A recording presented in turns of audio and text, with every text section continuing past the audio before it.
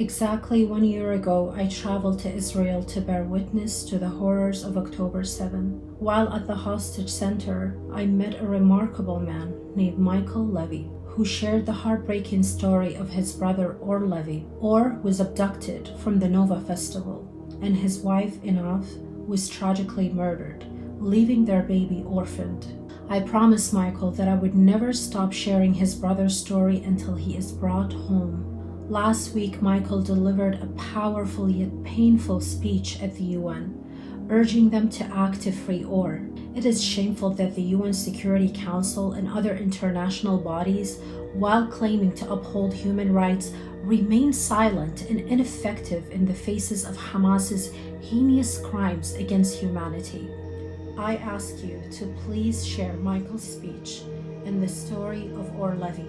Today, I stand before you not just as Michael Levy, but as a brother, a son, a human being, and as someone whose life has been shattered by unimaginable loss and despair.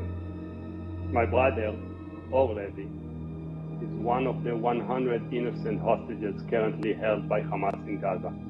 On October 7th, Or and his wife Einav went to a music festival. They arrived just 9 minutes before all hell broke loose. Missiles flew over their heads, and they had to run into a nearby shelter, thinking they will be safe. From that shelter, Or called my mother, repeating the terrifying words, "Mom, you don't want to know what's going on here." That was the last time we heard his voice. 10 minutes later, Hamas terrorists stormed the shelter. They threw grenades, sprayed bullets, murdered Einav, and kidnapped Or into the tunnels of Gaza. The last image we have of him is heartbreaking, covered in his wife's blood, shocked and terrified.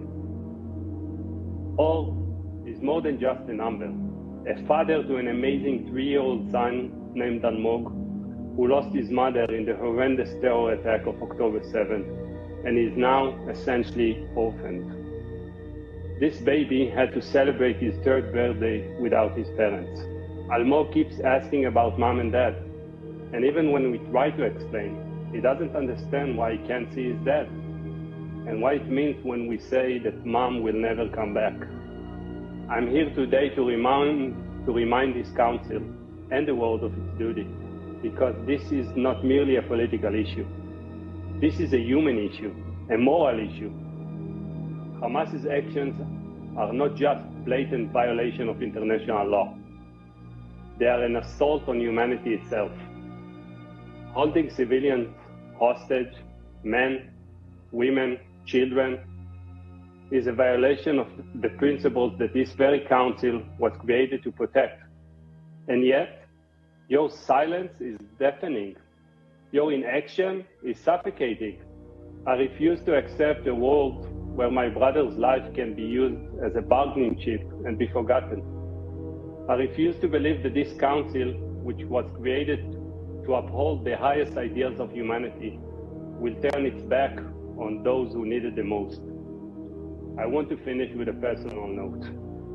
Today is my birthday, the 2nd birthday I mentioned without my baby brother. I'm not asking for any presents, celebrations, or even a cake.